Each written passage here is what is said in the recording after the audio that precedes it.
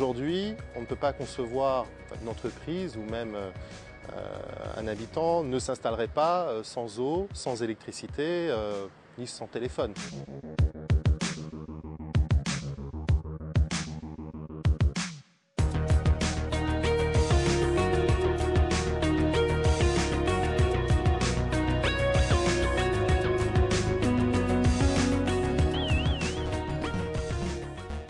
Je crois qu'effectivement, aujourd'hui, ces nouveaux moyens de communication, c'est qu'il n'y a plus de dimension au monde et bientôt plus de dimension à l'univers.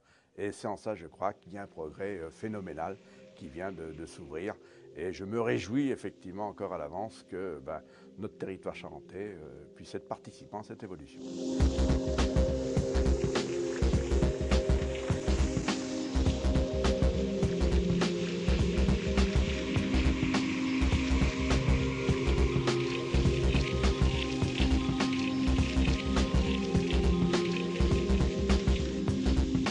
C'est une véritable volonté politique qu'on a affichée là.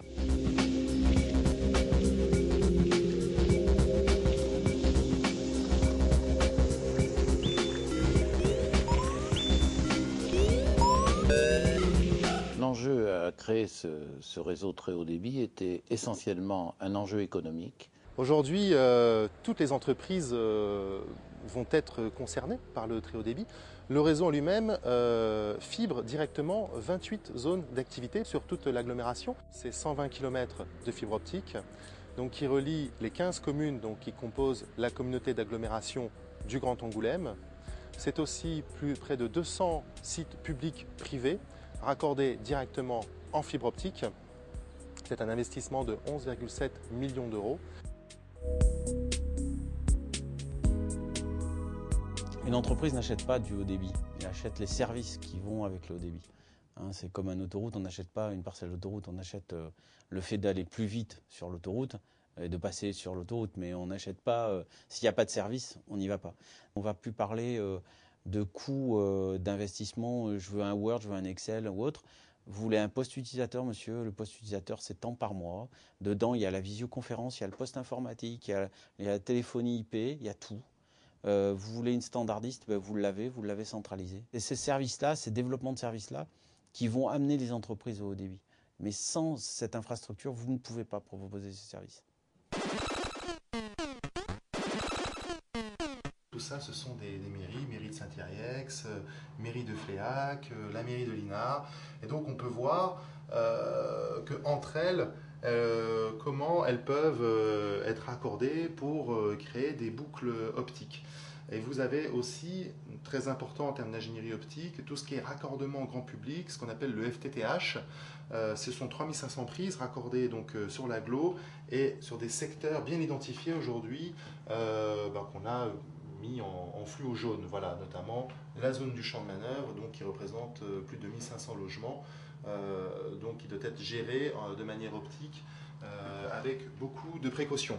Nous avons utilisé majoritairement de la micro-tranchée, et en particulier le CleanFast, donc c'est un camion orange que la population identifiait très bien à la fin du chantier, qui permet de faire donc une toute petite saignée de 10 cm de large, 30 cm de profondeur, et donc cette technique a l'avantage de réduire les nuisances envers la population, en tout ce qui est en termes de travaux, donc pour les riverains, pour les commerçants.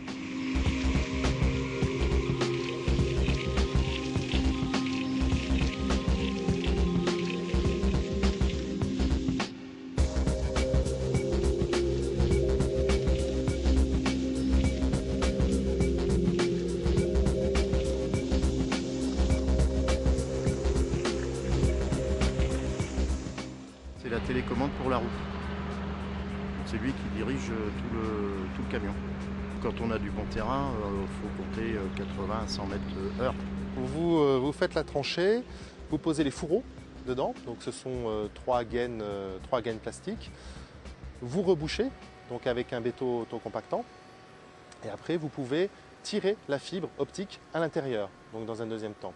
Évidemment, entre chaque section de fourreau, vous avez des chambres télécom d'où partent les raccordements.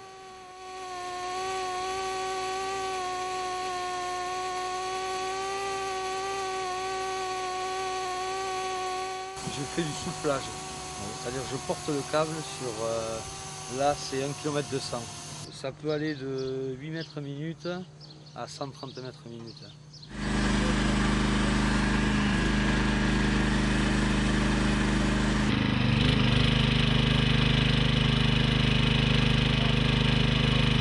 on est en train de faire la préparation des fibres pour les fusionner.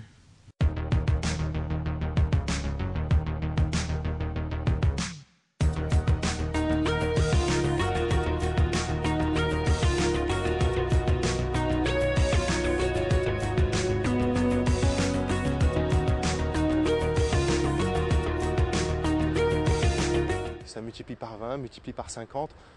La fibre optique en soi n'est pas limitée. Les possibilités sont infinies. La fibre optique est vraiment un investissement pérenne pour les agglomérations qui se lancent dans ce type d'investissement. Quand on évoque la notion et le concept de fibre optique, on est déjà dans la politique de l'image. Et la vocation de Magellis étant celle de l'image, aujourd'hui tout ce qui va pouvoir favoriser à la fois la transmission plus rapide, à la fois la réception plus rapide d'un ensemble d'images, sont autant d'éléments porteurs pour le public, mais aussi pour l'économie locale. Je m'appelle Anthony Combeau, je dirige la société à Angoulême qui s'appelle donc 2 minutes. Société mère qui est à Paris, on a le studio Angoulême, on a également des partenariats avec d'autres entreprises, on a également un pôle au Québec, un pôle en Chine. Donc voilà, on est vraiment sur l'envoi incessant de données sur différents coins de la planète. Ouais. On est toujours sur des temps de transfert vraiment longs. Oui, je pense que pour un épisode, on le passe pendant la nuit, quoi. Mais faut